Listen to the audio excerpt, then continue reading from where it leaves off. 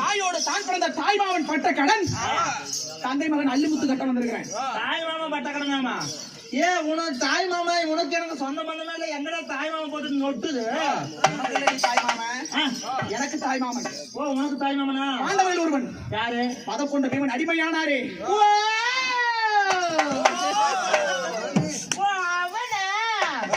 நான் அப்பயே நினைச்சேன். என்ன நினைச்சேன் சொல்லு டக்குனு. என் கூறு கட்டல ஊர்ல போனவளே.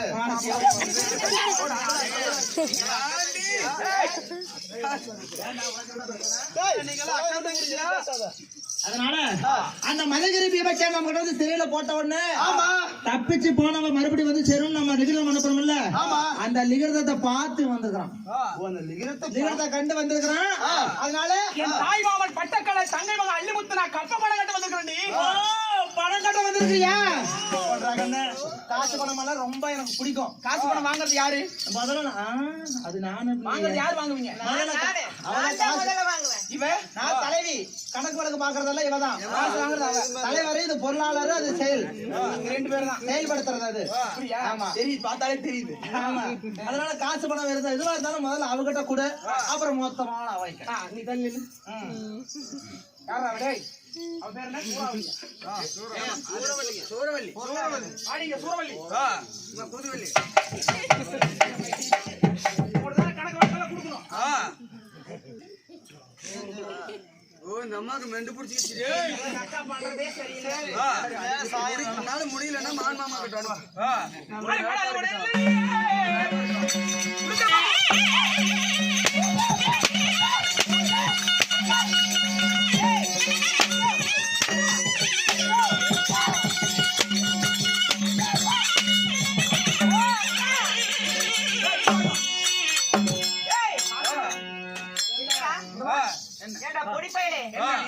நீ காசு தான் கொடுக்குறேன்னு சொன்னேன்.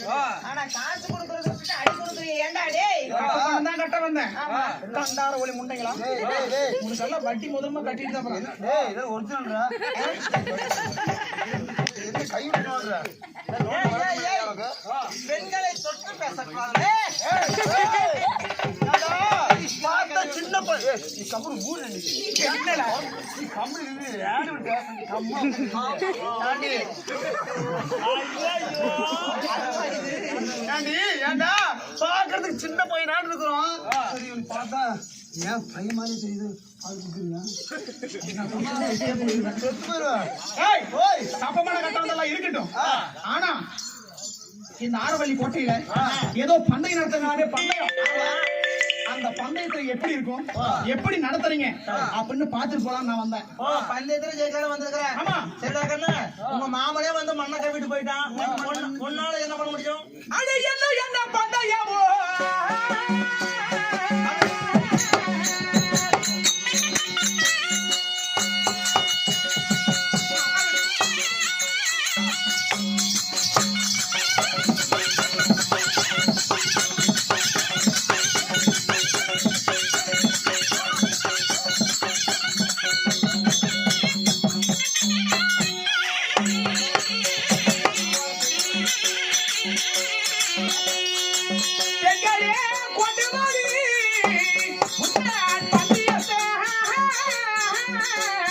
அப்படி என்னடி பண்ணி கொண்டு வர போறீங்க?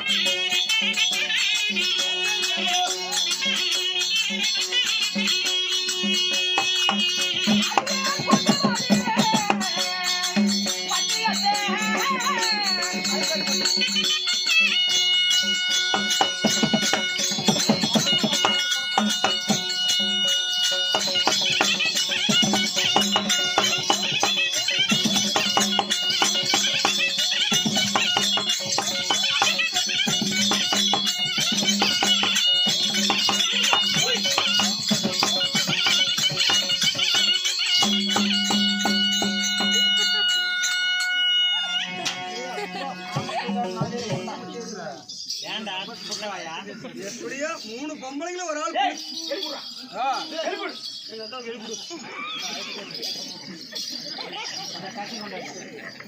கத்தி கொண்டாடி வாங்க மாட்டேங்கிறா கோமாடி சொல்லி 3 எடுத்து கொடுங்க முன்னே முடிச்சு போகுது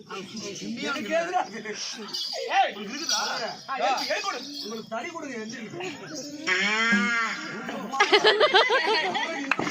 கண்டார் வழி முண்டை இவ்வளோ ஆட பச்சிக்காரி அப்படித்தான் உடனே பந்தயம் சொன்னீங்க அப்படி என்னடி பந்தயம் பந்தயத்தின் விதிமுறை என்ன விதிமுறை என்னன்னா மொத்தம் 3 பந்தயம் முதல் பந்தயத்துல ஜெயிச்சாதான் 2வது பந்தயத்துக்கு போக முடியும் 3வது பந்தயத்தை உடனே நீட்ட முடியாது இப்படியா ஆமா ஒவ்வொன்னதான் தோணும் ஒவ்வொன்னு ஆமா ஆமா அதனால முதல் பந்தயம் என்ன தெரியுமா எங்க ஆரவள்ளி கோட்டையில 1000 கனவு பூதம் இருக்குது ஒன்ன மாதிரி அந்த பூதத்துக்கெல்லாம் சாப்பாடு சமைக்கிற பெரிய கொப்பரை பாத்திரம் ஆமா அந்த பாத்திரத்துல சாப்பாடு சமைச்சதுக்கு அப்புறம் அடியில தீவல் இருக்கும் அந்த அடி இருக்குதுல்ல ஆமா தீவல் அந்த தீவலை உன்னுடைய நகைக்கண்ணால ஒரே சுரண்டு ஒண்ணா இருக்கணும் ஆமா சரி எல்லாம் முழுசா உன்னால சொல்ல முடியுமா ஏன்னா 7 பேருக்கு சொல்ல முடியுமா உன்னால அதான் சொல்லணும் ஆமா பாத்திரம் கொண்டா ஏய் இவனை பாக்கும்போது வித்தியாசமா தெரியுது நம்ம சொரண்டாலும் ஆதியார் முன்னை பாத்தி அப்பையும் இந்த பொம்பளைங்க சட்டி பானை கழுவுற புத்தி போச்சா கழுவுறது விட்டாலே கழுவுறதுன்னு நாமளா அவங்க தானே கழுவணும் சுத்தப்படுத்துறது கழுவுறது எல்லாம் ஒண்ணுதான்டா ஏன் முதல்ல குண்டாவை கழுவு அப்புறம் சாமானத்தை கழுவலாம் சாமானத்தையும் கழுவணும் மந்திரம் போடுங்கடி நான் போறேன் பாரு போடு போதுமா ஓ ஜாக்கம் பக்காஜ்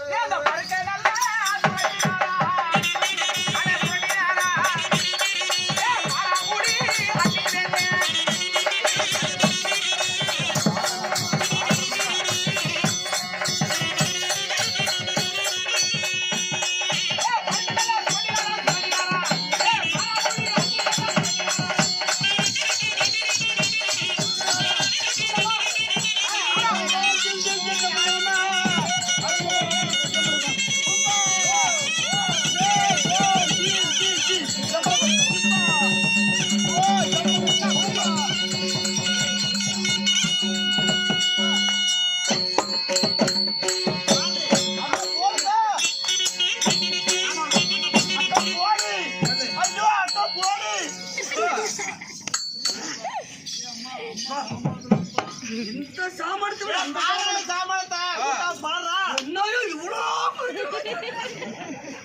சொந்த சாமானமா ஆமாண்டா இப்ப நான் வாடகை வாங்கிட்டு வந்துக்கிறேன் இந்த வாட்டை இவ்வளவு பெரிய சாமானத்துக்கு காரணம் யாரு மாமா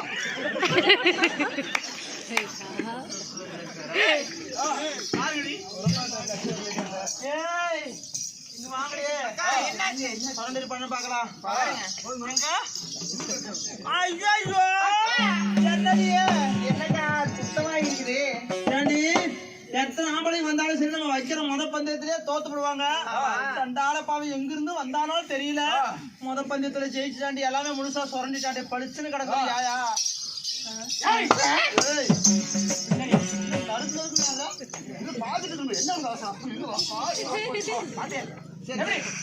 தம்பி நம்ம 2 பேரும் தோத்து போயிடலாம் பாக்க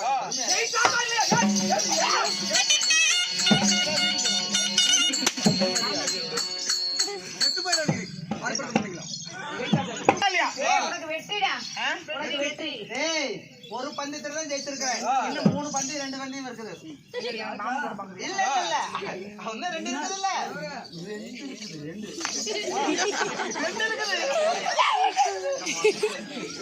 2 ஆமாமா 2 மட்டும் தான் இருக்குது சரி ஒரு பந்தயத்துல ஜெயிச்சிட்டேன் இன்னும் என்ன பந்தயமோ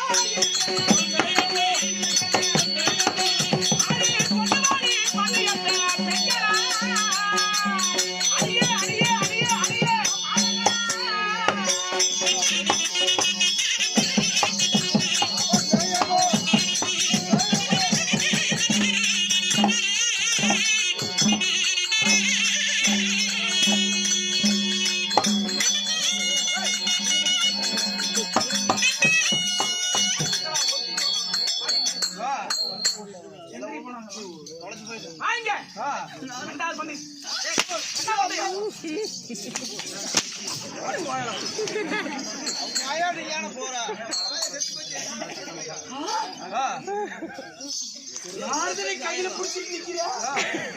தம்பி டில்லிமுத்து அல்லிமுத்து சொல்றி. அள்ளிமுத்து ரெண்டாவது பந்தயம் என்ன தெரியுமா?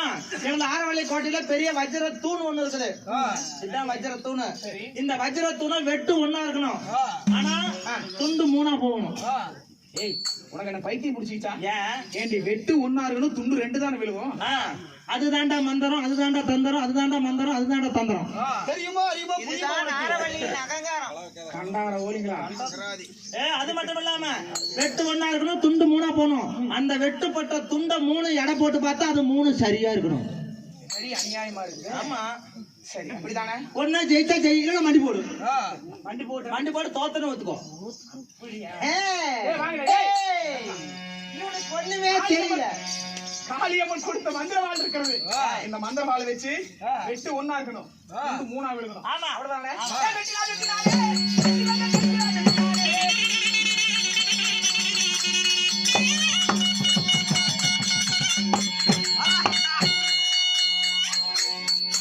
இதோ பார், மூணு உண்டு. காளியம்மன் கொடுத்த மந்திரவாளை, இந்த மந்திரவாளை வளைச்சு வெட்டணும்.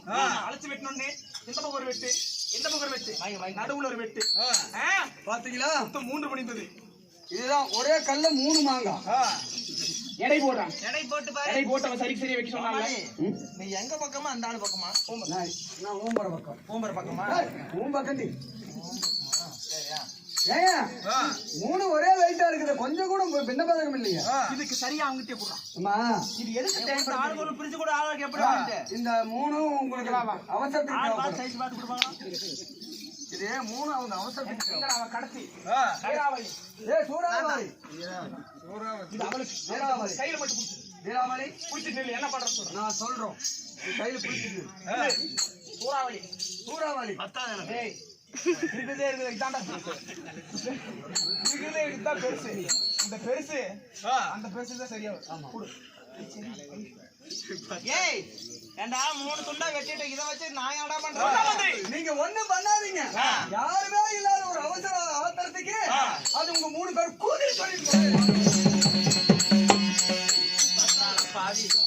எப்படியாப்பட்ட சீர்மிகு சிங்கார பொன் மேடை. இந்த பொன்னான மேடையில அந்த பகவானுடைய பேர்கள் நாங்க சொல்ற இடத்துல இப்படி அபச்சாரமான வார்த்தை சொல்லலாமா? சண்டாளா?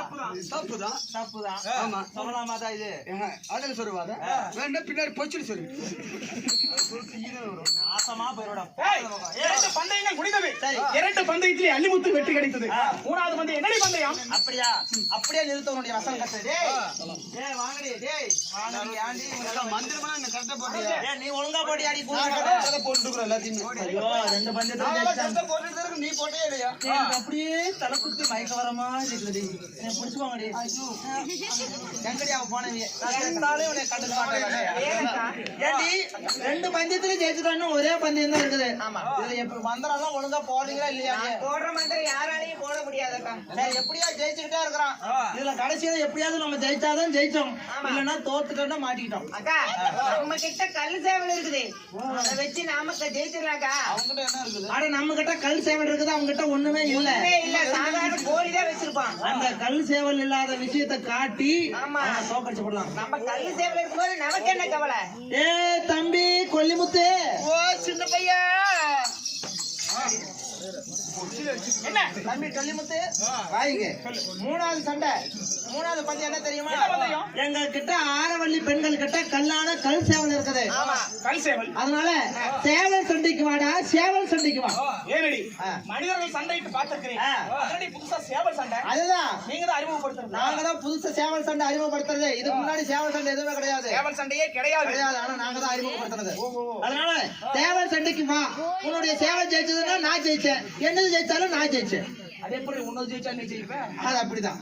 சேவல் என்ன இல்லையே. சரி, சேவல் இருந்தா கொடுங்க, நான் ஜெயிக்கிறேன்.